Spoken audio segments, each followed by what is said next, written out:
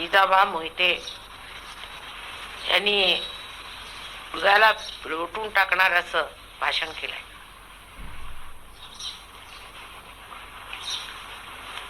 आणि मला खरोखर माझे अश्रू सुद्धा आवरता आले नाहीत. आपल्या देशातली गरिबी बघून जीवाचा नुसता कोंडमारा होतोय. आणि 42 सालामध्ये आम्ही सुद्धा त्या लहानपणी स्वातंत्र्य युद्धात होतो. माझे वडील आणि आई यांनी गांधीजींना आपलं सर्वस्व वाहिलं होतं. आणि मी सुद्धा गांधीजीच्या बरोबर लहानपणापासून राहिलेली आहे.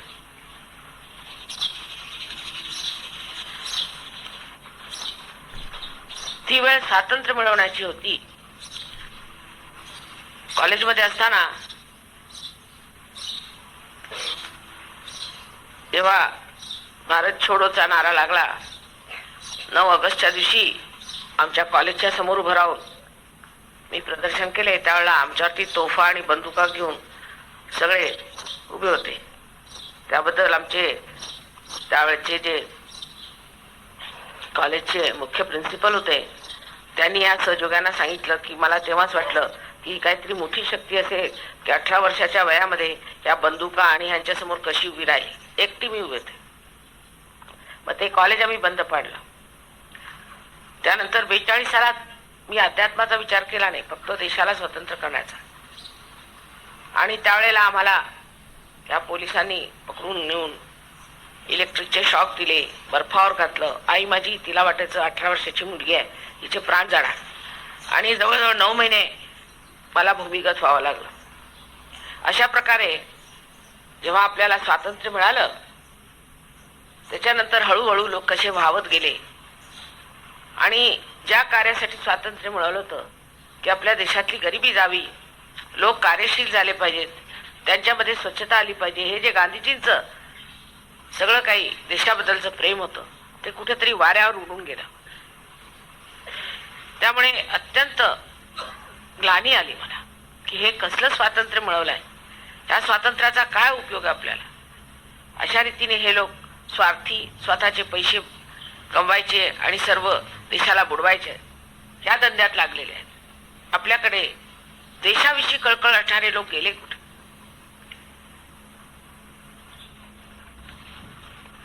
कुठेही गेलं तरी हीच गरिबी बघून माझ्या जीवाला असं होतं की कसं ठीक करायचं, कसं वागायचं. तसं पाहिलं तर आपल्या देशात भरभराट होऊ शकली असती. भरभराट होण्याचं कारण असं की ज्या ज्या देशाला बाहेरून मदत आली आहे त्यापैकी आपल्या देशाला फारच मदत आली. बाहेरच्या देशातून आपल्या देशाला वर्ल्ड बँकेने पुष्कळ पैसे दिले, त्याबद्दल शंका नाही. आणि ते पैसे आपल्या न वापरताना आपण ते परत तिकडे स्वित्झर्लंडला पाठवले. इथल्या गरीब लोकांचे पैसे घेऊन आपण स्वित्झर्लंडला सगळे पैसे पाठवले. त्यानंतर ते स्वित्झर्लंड पासूनच पैसे घेऊन वर्ल्ड बँक आपल्याला पैसे देतं. म्हणजे एवंच आपण काहीही न होताना आपण त्याच्यासाठी काय म्हटलं पाहिजे की गरीब झालो इतकंच नाही, पण कर्जबाजारी झालो.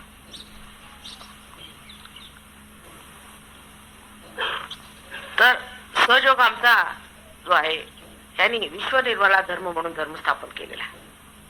म्हणजे जगातले सर्व धर्म आम्ही मानतो गांधीजींच्या म्हणण्याप्रमाणे. आणि सगळ्याच मोठमोठ्या संत साधूंना आम्ही मानतो. सगळ्याच. गाडगे महाराजांना मी भेटलेली आहे, आपल्याला आश्चर्य वाटेल. आणि त्यांनी मला ओळखलं होतं आणि त्यांनी मला म्हटलं होतं की एकेकाळी असा काळी, कारण ते सुद्धा स्वातंत्र्यवीर होते. तुकडोजी महाराज, गाडगे महाराज सगळे आमच्या घरी आलेले आहेत. आणि त्यांनी सांगितलं की तुम्ही, त्यावेळेला मी फार लहान होते तरी सुद्धा त्यांनी मला ओळखलं आणि मला सांगितलं की एक दिवस असा येईल की तुम्ही ह्या भारतवर्षाचं कल्याण कराल. संतांच्या मागे आम्ही आहोत, एवढंच नव्हे पण संतांचं कार्य पुढे चालवायचं आहे आम्हाला. संतांनी कधीही माणसाला दैववादी केलेले नाही किंवा कधीही त्यांनी त्यांच्या कर्तृत्वावर घातलेला नाही. आजकाल एक एक उपटसुंभ निघालेले आहेत. त्यांचं असं म्हणणं आहे की तुम्ही नुसतं विज्ञानाची कास घ्या. आमचं असं म्हणणं आहे की तुम्ही सत्याची कास घ्या. विज्ञानात आपल्या हिंदुस्थानात कोणी शोध लावले, कोण मोठे विज्ञानी इथे बसलेले आहेत, आपला वारसाच मुळी अध्यात्माचा आहे. त्याला काळं फासून तुम्ही विज्ञान घेऊन बसलात. आता इथे आमच्याकडे कितीतरी 3-4 असे लोक आलेले आहेत की जे विज्ञानामध्ये फार निष्णात, इथे नसतील असे त्यांच्याजवळ पदव्या आहेत. त्यात 3-4 हिंदुस्थानी लोक सुद्धा आहेत, इथे नाही आलेले, आणि त्यांनी शोध लावलेले आहेत, अनेक शोध लावलेले आहेत, आणि त्या शोधातून बरंच काढलेलं आहे. त्यात मी त्यांना काही सांगितलेलं आहे ते सुद्धा त्यांनी मान्य केलं आणि त्याचा शोध लागला आणि त्यांनी सांगितलं की माताजी तुम्ही सांगितलं ते बरोबर. त्यापैकी एक गोष्ट मी त्यांना सांगितली की कार्बन ॲटम म्हणून जो असतो तो आपल्या मुळाधारात असतो. कार्बन ॲटमला 4 वेलन्सीज असतात. अहो, हे तुमच्या अंधश्रद्धेच्या माणसाने माझे 3 तास डोकं खाल्लं. त्याला कार्बन म्हणजे काय, त्याचे विलन्सी म्हणजे काय सुद्धा माहिती नाही. कसलं विज्ञान करणार आहेत गाढव सांगा तुम्ही. ह्या लोकांना कसलं विज्ञान येणार आहे? हे लोक म्हणतात आम्ही विज्ञान येतो. एका माणसाला धरून उभं करून ते काय संबंध? लोक होतात सगळे, काय देश होतो? आपली प्रगतीच विज्ञानात काही नाही. त्याला कारण असं आहे आपली प्रगती अध्यात्मात झाली, ही परमेश्वराची इच्छा आहे. आपली अध्यात्मात एवढ्यासाठी एवढी प्रगती झालेली होती आणि होणार आहे. त्याला कारण असं आहे की झाडासारखं बाहेर सगळीकडे वाढलेलं आहे. विज्ञान हे झाडासारखं बाहेर वाढलंय, पण त्याच्या मुळाची त्याला माहिती नाही.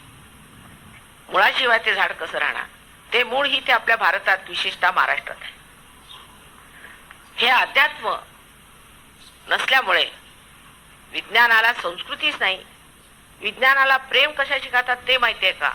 प्रेमाची व्याख्या करावी त्यांनी, किंवा कोणतीही जिवंत वस्तू कशी कार्य करते त्याबद्दल ते काही सांगू शकत नाही. एका बीला जर तुम्ही मातीत घातलं तर ते कसं वर येतं, त्याच्यात कोणची क्रिया घडते ते सांगू शकत नाही. विज्ञानाला आपली मर्यादा आहे आणि अध्यात्माला मर्यादा नाहीत. पण त्याला अभ्यास केले पाहिजे, त्यात उतरलं पाहिजे आणि वाढ करून घेतली पाहिजे. विज्ञानाबद्दल अर्थात माझं असं म्हणणं आहे की मी परवा मागे सांगितलं होतं की तुमच्या इथल्या मुलांना आम्ही विज्ञान वगैरे शिकवू, सगळं काही शिकवू, पण ते मुख्य नव्हे. विज्ञानाला नेहमी अध्यात्माची जोड पाहिजे. आता आमच्याकडे 3 असे मोठमोठाले होऊन गेलेले आहेत लेखक, आणखीन परत विज्ञानशास्त्री, की ज्यांनी मी सांगितलेल्या गोष्टीवरती रिसर्च केला आणि 3ही गोष्टी त्यांनी सिद्ध करून दाखवल्या. पहिली गोष्ट अशी सांगितली मी की कार्बन ॲटम मध्ये जर तुम्ही त्याचा जर फोटो घेतला आणि त्याचं जर तुम्ही मॉडेल बनवलं तर तुम्ही जर एकीकडून दुसरीकडे बघाल, त्या ॲटमची मांडणी अशी आहे, त्याच्या वेलन्सीची अशी मांडणी आहे की जर तुम्ही डावीकडून जर तुम्ही बघितलं उजवीकडे तर तुम्हाला ओंकार लिहिलेला दिसेल, आणि तुम्ही जर उजवीकडून डावीकडे बघितलं तर तुम्हाला स्वस्तिक दिसेल, आणि जर तुम्ही खालून वर बघितलं तर तुम्हाला क्रॉस दिसेल. आणि त्यांनी करून बघितलं आणि सिद्ध केलं की असं झालेलं आहे. हे फार फार मोठे सायंटिस्ट आहेत दोघं जण, एक बेल्जियमचे आणि एक अमेरिकेचे, आणि ते दोघंही फार मोठ्या जागेवर आज आहेत. दुसरी गोष्ट मी त्यांना अशी सांगितली की माणसाच्या पुष्कळ वर्षापूर्वीची गोष्ट आहे, जेव्हा आपल्याला चैतन्य येतं हातामध्ये. खरं म्हणजे गाडगे महाराज त्यावेळेला एवढ्या स्वातंत्र्य युद्धात आणि ह्या सर्व कार्यात फसलेले होते, नाही तर त्यांनी हेच कार्य केलं असतं. गांधीजींनी सुद्धा हेच कार्य केलं असतं, पण ती वेळ नव्हती, स्वातंत्र्याची वेळ होती. नाही तर माझं जे कार्य आहे ते त्यांच्यापासून झालंय. त्यांनीच हे कार्य पुढे करायचं स्वातंत्र्य मिळाल्यावर असं ठरवलेलं, पण करणार कसं? स्वातंत्र्य मिळाल्यानंतर ते किती दिवस राहिले? फारच कमी दिवस. ते सगळेच वैकुंठवासी झाले. बरं, मग दुसरी गोष्ट मी सांगितली की आपल्यामध्ये प्रत्येकामध्ये जीवात्मा असतो आणि तो आपल्या पाठीच्या कण्यावरती 7 असे लूप्स करून बसलेला आहे. लूप्स म्हणजे असे त्याला आपण म्हणू की मराठीमध्ये त्याला काय म्हणतात? त्रिज्या म्हणतात. वर्तुळ, अर्धवर्तुळाने असे 7 अर्धवर्तुळ आहेत. ती अर्धवर्तुळे पाठीवर बसलेली आणि तोच त्यांनी सगळी चालना होती आणि आत्मा आपल्या हृदयात आहे. तर आकाशात ते म्हणायला आले की आम्हाला असे चैतन्य दिसतं. आपल्या हिंदुस्थानात फार दिसतं असे लहान लहान लहान लहान असे पांढरे पांढरे असे जसे काही अनुस्वारासारखे असे दिसतात आकाशात. कारण हे आत्मसाक्षात्कारी लोकांना दिसू शकतं, नाही तर दिसू शकत नाही. कारण दृष्टी तुमची सूक्ष्म व्हायला पाहिजे.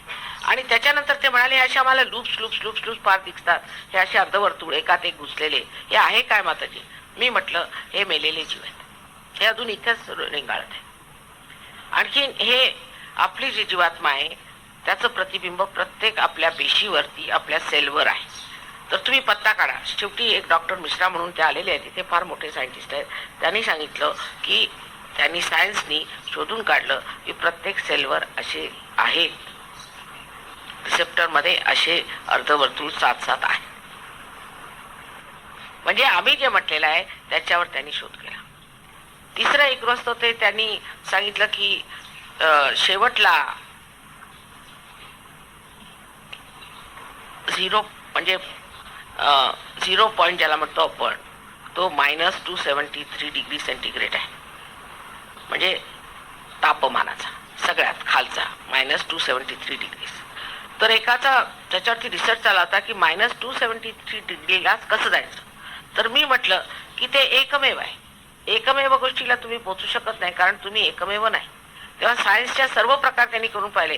हिलियमचा त्यांनी, मी हिलियमवर म्हटलं होतं तू प्रयोग कर, आणि हिलियमवर प्रयोग केल्यावरती त्यांनी पाहिलं की जेव्हा हिलियम थंड होत लागतो तर त्याच्यातले अणुरेणू जे आहेत ते अगदी व्यवस्थित सामूहिकतेने वागतात, अगदी सामूहिक वागतात, जसे काही पक्षी एकत्र चालले असे वागायला लागतात. ते झालं. पण मी म्हटलं जर तुम्हाला एकमेव ह्या परिस्थितीत जायचं आहे जिथे की त्याच टेम्परेचर तुम्हाला -273 डिग्री जाण्याचं असलं, तर त्या ठिकाणी पोचताना तुम्हाला चैतन्य वापरावं लागेल, नाही तर जाणारच नाही. आणि शेवटी चैतन्य वापरून त्यांनी ते साधून घेतलं. तसंच तिसऱ्या एका माणसाने दारूचा परिणाम लिव्हरवर का होतो याच्यावरती थिसिस लिहिलं होतं. त्याला मी एक त्याच्यात पॉईंट सांगितला. तो लिहिल्याबरोबर, तो 9 वर्षापासून तो थिसिस लिहित होता, ते पॉईंट सांगितल्याबरोबरच आणि ते सिद्ध झाल्याबरोबर त्याला PhD ची डिग्री मिळाली. त्याशिवाय 3 डॉक्टरांना आपल्या दिल्लीच्या 3 डॉक्टरांना MD ची पदवी मिळाली. ती शास्त्रज्ञांनी दिली आहे. ती काय MD ची पदवी तुम्हाला असा तसा मनुष्य देऊ शकत नाही. शास्त्रज्ञ जे असतील तेच MD ची एवढी मोठी पदवी मिळते. त्यांनी MBBS केलेलं होतं, त्यांना MD ची पदवी मिळाली ती शास्त्रज्ञांनी. त्यातले एक डॉक्टर इथे आलेले आहेत. त्यांनी रोग कसे बरे होतात त्यांनी सगळ्यांचा पडताळा घेतला आणि हे लिहिलेलं आहे. पण कुणी ह्या महाराष्ट्रात ऐकायला तयार नाही. संतांची भूमी आहे की भूतांची भूमी ती असं मला समजत नाही. इथे असे उपटसुंब इतके निघालेले आहेत, त्या लोकांना तुम्ही हाणून पाडलं पाहिजे. आपला स्वाध्याय करायचा नाही आणि अध्यात्माला मानायचं नाही. आणि एकतर्फी जे काही जीवन यांचं चाललेलं आहे त्या जीवनामधून आता आपण जे परवा पाहिले नमुने की खुनशीपणा जो झाला, या लोकांना मारलं, 18 लोकांना जखमी केलं, बाहेरच्या लोकांना. यांनी काय यांचं बिघडवलं होतं, त्यांना मारायची काय गरज होती. हा खुनशीपणा हे शिकवत आहे. हे कसले काय लोकांना चांगलं बनवत आहेत, सुदृढ बनवत आहेत, उलट अत्यंत निर्बल होती. आणि पुष्कळशा तिथल्या मुलांनी, लहान लहान मुलं घेऊन गेले, ते 16 वर्षापासूनचे खालची मुलं, त्यांना नेऊन दगड मारायला शिकवलं. तर त्यांचे जे आई वडील होती ते मला येऊन म्हणाले, माताजी आमच्या मुलांचं आता काय होणार, त्यांचं तर भूत करून टाकलंय, आता सगळ्यांना दगड मारच करणार, उद्या आम्हालाही फिरते. आणि हा विज्ञानाचा इतका वाईट परिणाम परदेशात झालेला आहे. ते मी फिरलेली आहे. जे लोक इथेच बसून कुपमंडकासारख्या पुण्याला बसून लिहित बसतात त्यांना रजनीशच फार मोठा मनुष्य वाटतो. म्हणजे काय म्हणावं आता, त्याला तुम्ही बोलवाल का या शाळेत कधी? खेडेगावात तर मार पडेल त्याला गेला कुठे. तर या न्यूजपेपरवाल्यांना सुद्धा तुम्ही पत्र लिहिलं पाहिजे की असले घाणेरड्या गोष्टी तुम्ही छापू नका. माताजी हे कार्य करतायत, तुम्हाला काही दिसत नाही. जे चांगलं कार्य करतात त्यांच्याबद्दल काही लिहायला तुम्हाला नाही. आणि अशा घाणेरड्या माणसाचे तुम्ही माउथपीस आलेल्या, तुम्ही सगळ्यांनी म्हणून अशी चळवळ करायला पाहिजे की ही भूमी संतांची आहे. सगळे संत खोटे असं यांचं म्हणणं आहे. ज्ञानेश्वरापासनं तर सगळे संत खोटे आहेत आणि हे अति शहाणे निघाले. मी त्यांना असं आव्हान दिलं की तुम्ही मला आव्हान देण्यापेक्षा मी तुम्हाला आव्हान देते, 2 ओळी तुम्ही संत ज्ञानेश्वरांसारखे लिहून टाका. तर त्यांचं म्हणणं असं की त्यांनी गीतेवरती टीका लिहिली, कबूल, पण त्यांचा अमृतानुभव बघा. अहो रोज मी त्याच्यातल्या 4 ओळी वाचते, इतकं आनंददायी आहे ते, इतकं आनंददायी आहे. पण त्याला आत्मसाक्षात्कार पाहिजे ना, सूक्ष्म दृष्टी पाहिजे. या बोथट लोकांना काय समजणार आहे त्यातली मती. विज्ञानाने काय कविता होतात काय? कोण्या विज्ञानाने कविता केलेल्या मी तरी ऐकलेल्या नाही. हे जे आपल्या इथे एवढं मोठं परंपरेने दिलेलं धन आहे, केवढं धन दिलेलं आहे. आणि हे संतांचं कार्य आहे. काय काव्य आपल्याकडे केलेलं आहे, रोज वाचावं म्हणावं. आता ही मंडळी तुम्हाला त्या काव्यातले एकनाथांचं वगैरे भारूड सुद्धा म्हणून दाखवतील आणि आनंद येईल. आणि फक्त संतांनीच हे कार्य केलेलं आहे. संतांनी अंधश्रद्धा निर्मूलनात इतकं कार्य केलेलं आहे की ते कोणीही केलेलं नाही. दासगणू काय म्हणतात की आम्हासी म्हणती ब्राह्मण, आम्ही जाणिले नाही ब्रह्म, आम्ही कसले ब्राह्मण. ऋषी सरस्वती होते, ते तर एखाद्या मनुष्याचा शेंदूर बिंदूर फासून बसला त्याला जाऊन ठोकायचे आणि त्याच्यावर नेऊन घाण करायची त्या मूर्तीवर. हे असलं काही करू नको. पैसे उकळत बसला की त्याला हे. आता आम्ही हे सांगितलं की देवाच्या कार्याला कोणी पैसे घेऊ शकत नाही. आणि तुम्हाला माहिती आहे मी कोणाकडून एकही पैसा कधी घेतलेला नाही. ही इथे इतकी मंडळी बसलेली आहे, त्यांना विचारा मी कोणाकडून एकही पैसा घेतलेला आहे का. कार्य कसं होत आहे, देवकृपेने लक्ष्मीचा हात आहे माझ्या हातात आणि पैशाची कधीच कमतरता झालेली नाही. ह्या शाळेला सुद्धा मी स्वतःचे पैसे दिले आणि ह्या शाळेला मी देईन, पण ही मंडळी सुद्धा द्यायला तयार आहे. पण त्यात एक अडचण आहे की यांना रिझर्व्ह बँकेकडे जावं लागेल, त्यांची परवानगी घ्यावी लागेल, असं तसं, म्हणून मी स्वतःचेच तुम्हाला पैसे दिलेले. पण तुम्ही जर बरोबर तुमच्या शाळेचा आराखडा करून दिला तर यांना तुमच्या मुलाबद्दल भयंकर प्रेम आहे. आणि भटक्या जातीची मुलं आहेत, काय हो माझं हृदय नुसतं पिळवटून निघतं. गरिबी बघून माझं खरं सांगते, आणि भटक्या जातीची मुलांच्यासाठी काय करू काय नाही करू. पण माझे हात असे बांधलेले गेले आहेत की आता इतके मी पैसे तुम्हाला देऊ शकत नाही. माझी अशी इच्छा आहे या लोकांनी तुम्हाला द्यावे, त्यांची इच्छा आहे, पण मध्ये आता रिझर्व्ह बँकेची आधी परमिशन वगैरे घेऊन आम्ही व्यवस्थित तुम्हाला देऊ, आधी तुम्ही याचा आराखडा काढून द्या. आणि ही शाळा आणि अशा अनेक शाळा आम्ही आपल्या हाताखाली घेतल्या, त्यांची लिस्ट बनवलेली आणि सगळ्यांना आम्ही मदत करणार आहोत. जे लोक एकेकाळी या देशात राज्य करत होते, ज्यांनी आम्हाला सुद्धा इतका छळ केला. माझी आई सुद्धा 5दा जेलमध्ये गेली आहे. तुमच्या फर्ग्युसन कॉलेजची ती ऑनर्स होती, मॅथमॅटिक्सची रँगलर परन्स विशिष्ट होती. वडील माझे 14 भाषेत निष्णात होते आणि ते पूर्वीच्या काळच्या असेंब्लीचे, सेंट्रल असेंब्लीचे, नंतर कॉन्स्टिट्युएंट असेंब्लीचे, नंतर पार्लमेंटचे मेंबर राहिलेले. सगळं काही त्यांनी देशासाठी त्यागलेलं आहे. आज ते गाडगे महाराज तर त्यांनी आमच्या वडिलांना सांगितलं. हे संत सुद्धा त्यांना मानत असत की त्यांनी, माझे वडील सुद्धा फार मोठे संत होते आणि त्यांनी सांगितलं की गृहस्थाश्रमात राहूनच त्यांनी संतपणा केलेला. सगळं काही देशासाठी त्यांनी वाहून टाकलं आणि मुलांना कर्तबगार व्हायला सांगितलं. मी तुमच्यासाठी एकही पैसा ठेवणार नाही, तुम्ही कर्तबगार. आणि आमच्या सर्व भावंडांना त्यांनी अत्यंत चांगली शिकवण दिली. आता त्यात किती जण ह्याच्यात उतरले किंवा नाही तो दुसरा प्रश्न आहे, पण सगळ्यांना कर्तबगार होण्याबद्दल त्यांनी शिकवलं आणि सांगितलं आधी तुम्ही हिंदी आणि मराठी भाषा शिका. इंग्लिश भाषा इतकी सोपी कोणाला आहे. पहिल्यांदा आपली मातृभाषा शिकली पाहिजे, आणखी आपली राष्ट्रभाषा यायला पाहिजे. इतके तेजस्वी त्यावेळेला लोक होते, तुम्हाला आश्चर्य वाटेल. मी 42 सालामध्ये माझ्यावरती खूप संकट आली. तर सांगायचं म्हणजे की तुम्हाला आश्चर्य वाटेल, 18 वर्षाचं माझं वय होतं आणि पोलिसांनी भयंकर मला त्रास दिला. तेव्हा आईने एक पत्र माझ्या वडिलांना पाठवलं. तर त्यावेळेला विनोबाजी आले होते, त्यांना आईची जरा दया आली. तर त्यांनी बोलावून मला सांगितलं, विनोबाजींनी हे बघा तुम्ही काही करू नका, तुमच्या आईला एवढी काळजी वाटते वगैरे. तर माझे वडील पण तिथे होते. तर असं झालं होतं की ह्यांना वेल्लोर जेलला सगळ्यांना नेत होते, तर सायडिंगला नेऊन उभं केलं होतं. तर माझ्या वडिलांना मोठा राग आला. ते म्हणे या म्हाताऱ्याचं काय ऐकू नकोस, तू काय माझी सर्व मुलं जरी मेली तरी मला चालेल, पण असलं काही करायचं नाही. अगदी स्पष्ट त्यांनी मला सांगितलं. असे तेजस्वी लोक होते. मला फार तुझा गर्व वाटतो आणि असेच माझ्या मुलांनी व्हावं असं मला वाटतं. ते आता तुम्हाला अजून ते दिसतच आहे की मी तुमच्यासाठी, म्हणजे मी सामूहिकच आहे. मला एकटीला राहता येत नाही, मला एकटीला राहता येत नाही, तुमच्याशिवाय माझं चालणारच नाही. मी तुमच्याकडे ते त्यात तुमच्यावर काही उपकार नाही आहेत, ते माझ्यावरच उपकार होत आहेत, कारण माझा जीव तुमच्यासाठी तुटतोय. आईवर का कधी उपकार होतात? आईचं तुम्ही काय म्हटलं तरी, तुझे उपकार म्हटलं काय म्हटलं तरी, हे आईचं प्रेम आहे. त्या प्रेमाला काही पारावार नाही, ते देणारच. तुम्ही काय केलं तरी देणार. आता त्याही लोकांना मी म्हटलं, त्यांना एका माणसाला त्यांनी पकडून आणलं आणि ह्यांनी दगड फेकला. मी पाहिलं, तो म्हटलं मारायचं नाही. तुम्ही त्याला मारायचं नाही, कुणी मारायचं नाही. तुम्हाला आश्चर्य वाटेल किती संत साधू मंडळी आहेत, इतके मार बसल्यावर नुसतं कपाळ फोडून टाकलं, हाडं तोडून टाकली, सगळं काही केलं. पण मी म्हटलं की कोणीही कोणाला मारायचं नाही. आता हे इतके सुदृढ माणसं आहेत की त्या सगळ्यांना ठोकून पिटून त्यांच्या सगळ्या हाडं मोडून टाकले. कारण हे किती प्रकृतीने किती तुमच्यापेक्षा बरे आहेत, खाऊन पिऊन. पण मी त्यांना म्हटलं कोणालाही कोणी मारायचं नाही आणि अगदी हाताळायचं नाही. पण इंडियन लोकांनी सुद्धा कोणाला मारलं.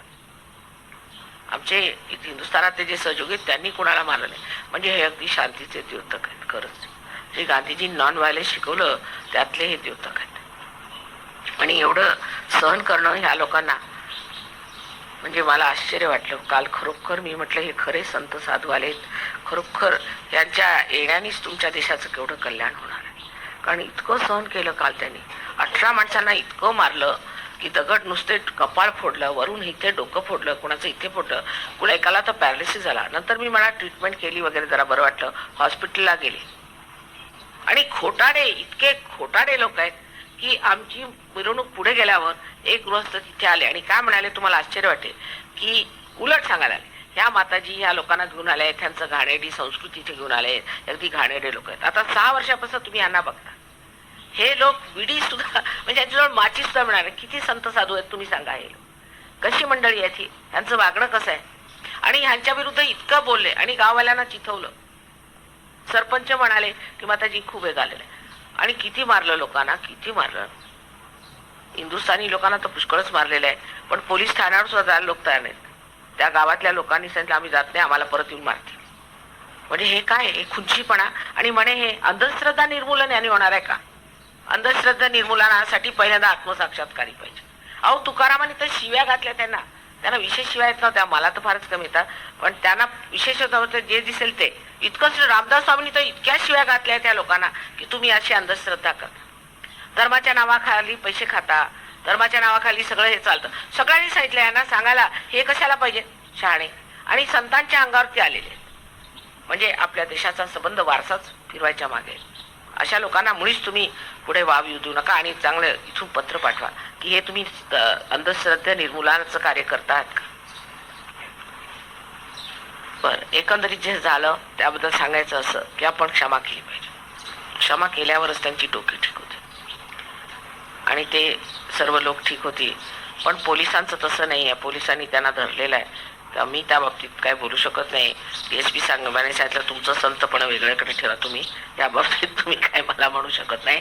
मी त्यांना धरून चांगलंच ठीक करणार आहे, त्यांचा बंदोबस्त करणार आहे. तेव्हा पोलिसांच्या बाबतीत आम्ही काय करू शकत नाही. पण तरी सुद्धा माझी अशीच प्रार्थना आहे, तुम्ही अशी प्रार्थना करावी की प्रभू तू ह्यांना सुमती दे, हे कोणत्या रस्त्यावर चालेल. हे असं म्हटल्यावरती तुम्हाला आनंद वाटेल, आतून क्षमा करून टाका. कारण सगळ्यांना फार राग आलेला आहे. मला माहिती आहे की गावातले लोक आणि बाहेरचे इकडचे तिकडचे सगळे फार चिडले आहेत. इतकंच नव्हे पण महाराष्ट्रात आमचं फार कार्य झालेलं आहे. तुम्हाला माहिती आहे मी खेडोपाडी जाते, कोण जातो खेडोपाडी, कोण बघतं कुणाला आजकाल. आणि त्यामुळे सगळ्यांना इतका राग आलेला आहे की मला ही भीती वाटते की आता विस्फोट नाही झाला पाहिजे. तुम्ही माझं नाव कायम ठेवलं पाहिजे, आणखी शांतीपूर्वक सगळं काय झालं पाहिजे. झालं यांचं चुकलं, मूर्खपणा आहे, जाईल ते सुद्धा. इंग्लिश सुद्धा निघून गेले आणि त्यांनी आपल्याला एवढं छळलं. आज इथे किती तुम्हाला आश्चर्य वाटेल की ह्याच्यातले कमीत कमी नाही तरी 60 मंडळी इंग्लिश आहेत आणि माझ्या चरणावर आहेत. आश्चर्य वाटेल. आणि तुमच्या गळ्याला गळे घालून भेटतात आणि तुमच्याशी बोलतात. खेडेगावात जाऊन ह्यांनी कसं शिकलेलं आहेत ते मी आता आपल्याला दाखवणार आहे यांचं आहे. तर ह्यांचा प्रोग्राम होऊ द्या थोडासा आणि त्याच्यानंतर मग तुम्ही चहा पाणी म्हणाल तर त्यांचं ते म्हणतात आमची फिल्म पण घ्या, चालेल ना आपल्याला. तर ह्यांनी एकनाथांची गाणी, तुकारामांची गाणी कशी म्हटलेली आहेत आणि ते कसं आपल्या सहयोगाला वळवून घेतलेलं आहे ते बघा तुम्ही. आणि ह्यांच्या संस्कृतात संबंध आदिशंकराचार्यांचं सौंदर्य लहरीमधलं संबंध ह्यांना पाठ आहे, ते आपल्याला सुद्धा नाही. एकदा तुम्ही ऐका, तुम्हाला आश्चर्य वाटेल की हे संत कसे आहेत. आणि तुम्ही म्हणता ते खरं कदाचित माझ्या सहवासातच म्हणा, पण इतकं हे बहरेल हे मला माहिती नव्हतं. अगदी बहरून गेले. आणि ह्याच्यात 36 देशातले आम्ही निवडक लोक आणलेले, 36 देशातले लोक आहेत. परवा रशियाला गेलो होतो तर रशियाला एकेका त्याला 4-4 हजार माणसं यायची. आणि नुसते मी बसले होते त्या जागेला शिवण्यासाठीच त्यांचे नुसते हे होतं. तिथल्या गव्हर्नमेंटने आम्हाला मान्यता दिली आहे. अमेरिकेच्या गव्हर्नमेंटनी आमचा विश्वनिर्मल धर्म जो झालेला आहे तो स्थापन झालेला त्याला मान्यता दिली आहे. इटलीमध्ये आम्हाला तिथल्या गव्हर्नमेंटनी मान्यताच दिली नाही. पण माझ्याबद्दल एक पुस्तक छापलं आहे की ह्या वर्षी जे सगळ्यात मोठे पुरुष झाले किंवा मोठे लोक झाले आणि ज्यांनी फार मोठं कार्य केलेलं आहे त्यात मी आहे, म्हणून माझ्यावर एक पुस्तक लिहिलेलं आहे. आणि त्याशिवाय टर्की हा मुसलमानांचा देश आहे, तिथे सुद्धा आमच्यासाठी त्यांनी सरकारी मान्यता देऊन कधीही या कधीही जा अशी व्यवस्था केली. इंग्लंडमध्ये सुद्धा माझ्यासाठी तुम्ही कधी आलात आणि कधी गेलात अशी व्यवस्था केलेली. माझी तुलना या रजनीश बरोबर करतात, त्याला सर्व देशातून हकालपट्टी करून इथे घातलेलं आहे आणि सगळे न्यूजपेपर त्याच्याच तोंडातलं बोलत असतात, जसा काही तो संजय उवाचच आहे. आता या मुलांच्या बद्दल सांगायचं म्हणजे असं की माझी फार इच्छा आहे की यांनी पुढेही प्रगती करायची. तेव्हा यांचं तपशीलवार तुम्ही या मुलं कोण आहेत काय आहेत त्यांच्यावरती लक्ष ठेवावं आणि इथून शिक्षण झाल्यावर आम्ही त्यांची व्यवस्था पुढेही करू शकतो, त्यांना नोकऱ्या देणं वगैरे ह्या सर्व गोष्टी म्हणजे आम्ही याची जबाबदारी घेतली आहे हेच मला सांगायचं आहे. तेव्हा आपण सर्वांनी आणखीन विशेष करून आपण मोहिते साहेबांनी लक्षात घ्यावं की उतारवयाच्या गोष्टी करूच नाही, उतारवय येणारच नाही, आम्ही आहोत सगळं सांभाळायला, तेव्हा काळजी करू नये. बरं, आणि मी त्यांना विशेष करून म्हणते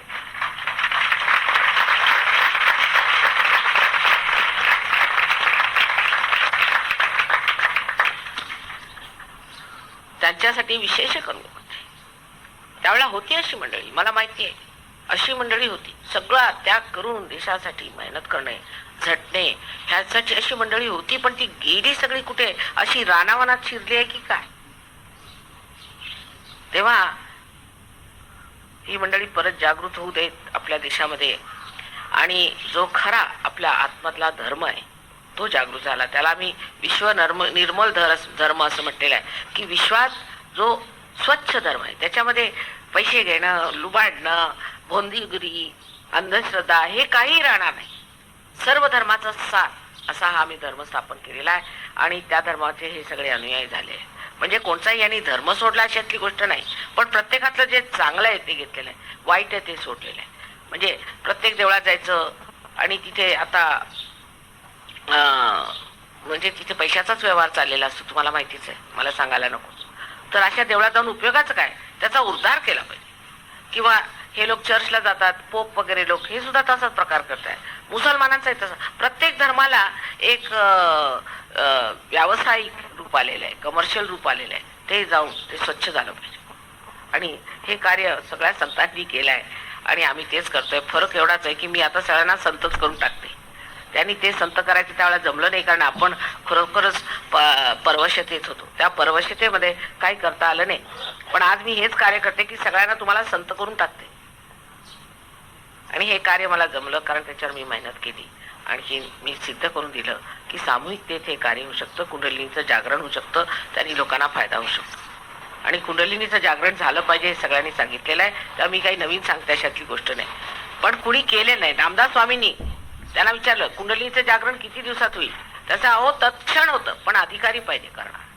कदाचित मला हा अधिकार दिलेला आहे आणि त्यामुळेच हे कार्य होत आहे. तेव्हा आपण सर्वांनी सम्मिलित होऊन कुंडलिनीचं कार्य पुढे वाढवावं. ही लहान लहान मुलं सुद्धा जागृती देऊ शकतात, तुम्ही जागृती देऊ शकता. म्हणजे ह्यांनी जे कार्य करून त्याचा जो पाया मांडला आहे त्याची आज इमारत आपल्याला उभी करायची. आणि सगळ्यांनी मला जर मदत केली तर हे कार्य होऊ शकतं. तुमची हीच मदत मला पाहिजे, पैशाशी नको, देव कृपेने ते सगळं आहे आणि हे लोक करायला येत आहेत. फक्त तुम्ही ह्या कार्याला पुढे चालवावं, लोकांची जागृती करावी, लोकांना बरं करावं, त्यांची मदत करावी. गोरगरिबांची फार मदत होईल ते मी सगळं तुम्हाला शिकवणार आहे. आणि त्यांनी तुम्ही स्वतः एक फार मोठे गुरु होणार, तुम्ही स्वतःचेच गुरु होणार आहेत आणि तुम्ही लोकांची मदत करू शकता या लहानशा जागेतून. बरं, सगळ्यांना माझा अनंत आशीर्वाद. झालं गेलं विसरून जायचं आणि आज आनंदाच्या डोही आनंद तरंगी असे आपण बसलेलो आहोत. तेव्हा त्या आनंदात सगळ्यांनी यांचा कार्यक्रम बघायचा. ह्यांनी मुद्दामून तुमच्यासाठी हा कार्यक्रम आयोजित केला आहे, मुलांना हे करायचं. आता तुम्हाला आश्चर्य वाटेल की मराठी भाषेचं किती ह्यांनी अध्ययन केलं असणार आणि कसे हे गावात खेड्यातनं फिरून हे सगळं एकत्र करून इथे आलेले आहेत. तेव्हा तुम्ही बघा यांना किती माहिती आहे. आपण एक सुद्धा यांचं गाणं म्हणू शकत नाही आणि संतांचं यांनी केवढं केलेलं आहे ते बघण्यासारखं.